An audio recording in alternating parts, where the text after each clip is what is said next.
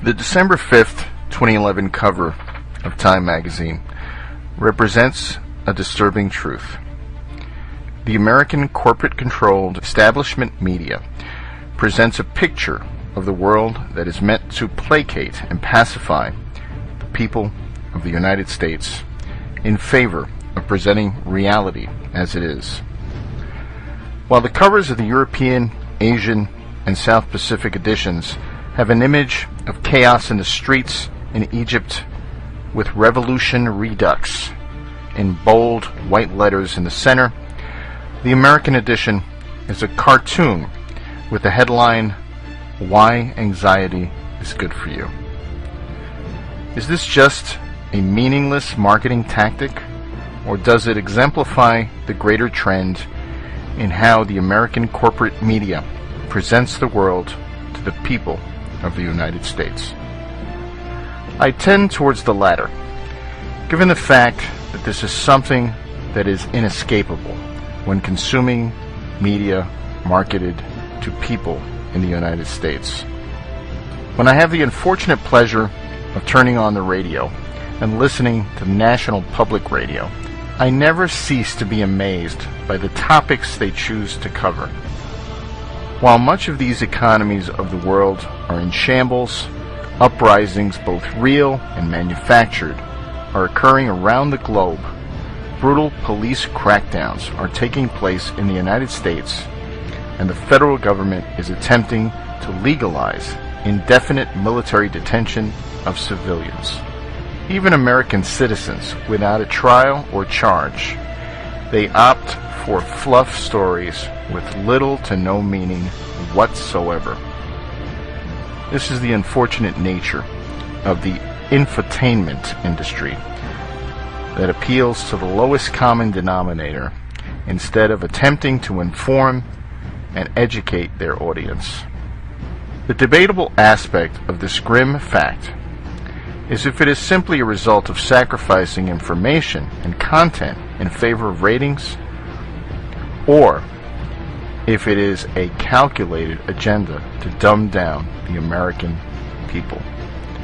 I tend to fall into the camp of people who believe that this has been too pervasive and relentless to be the product of just doing whatever it takes to get ratings. When supposed legal experts claim that pepper spray is a food product while proving they are wholly ignorant of California legal precedent, one can't expect much. When the media selectively focuses forcefully on one nation's transgressions while ignoring the transgressions of our allies, speaks loudly of the depth at which the strings of media are buried. That being said, I might point out that the Egyptians did not in fact topple their government. Instead, they ousted Mubarak and replaced him with an arguably even more brutal military junta that was waiting in the wings. How can this happen? Is it just that they are seeking to entertain and not really inform?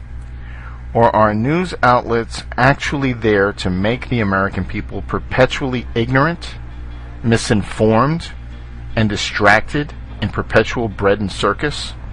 The mainstream media presents such a limited spectrum of information out there, especially when it comes to broadcast television, that it is hard to believe that it could simply be a natural result of the push for ratings over all else. The truth would command much higher ratings than any piece of fluff we see today.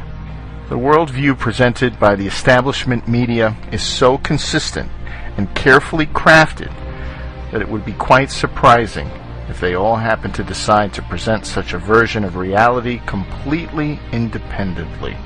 This outlook claims that the economy recovered when the government said the recession was officially over, that the government told us the whole truth about the attacks of September 11, 2001, and that we are never deceived about the true intentions behind conflicts abroad. However, reality continues to smash through this false paradigm presented to us by the establishment media, and with every passing week, another crippling blow slams into this false narrative. Despite the efforts of Time to present a cartoon and a light-hearted cover story as the most important news of the day, much of America is realizing that there is truly more important information out there that is just waiting for them. The most fatal flaw of the establishment media is the Orwellian doublethink that is used on a disturbingly common basis.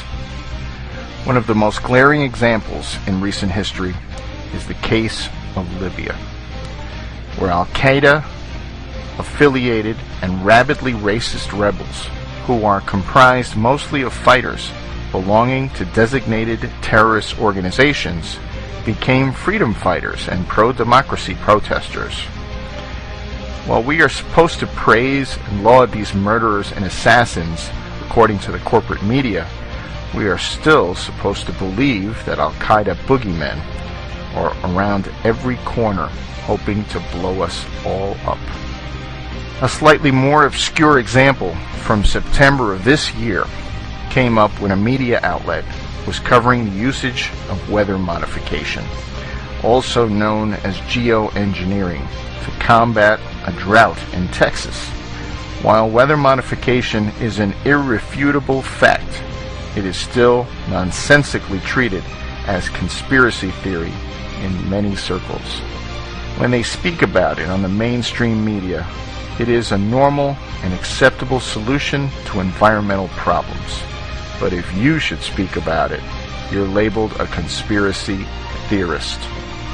Unfortunately, this type of blatant doublethink and outright deception is becoming more prevalent, and the upcoming Time cover is a great example of how the events of the world are shaped and spun in the American mainstream media to keep the people of the United States from becoming agitated and asking too many questions. Thankfully, there is the alternative media, which is growing independent of traditional news organizations and funding sources, thanks to readers and business owners who are willing to support the new wave in journalism. In the vacuum of lies, we as citizens must become those outspoken journalists ourselves and tell the story that needs to be told. We must become the tellers of the truth and expose the lies, treachery, and treason.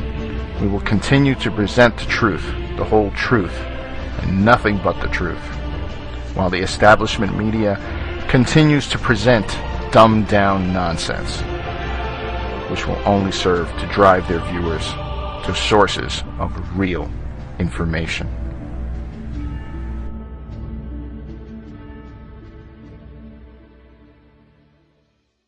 Up. Here's the warning that we're sending out to everybody, and with details on what we're doing to protect ourselves. After the holidays, in the first part of the new year of 2012, the economic collapse will happen, and they will no longer be able to cover it up, and they're going to declare economic martial law.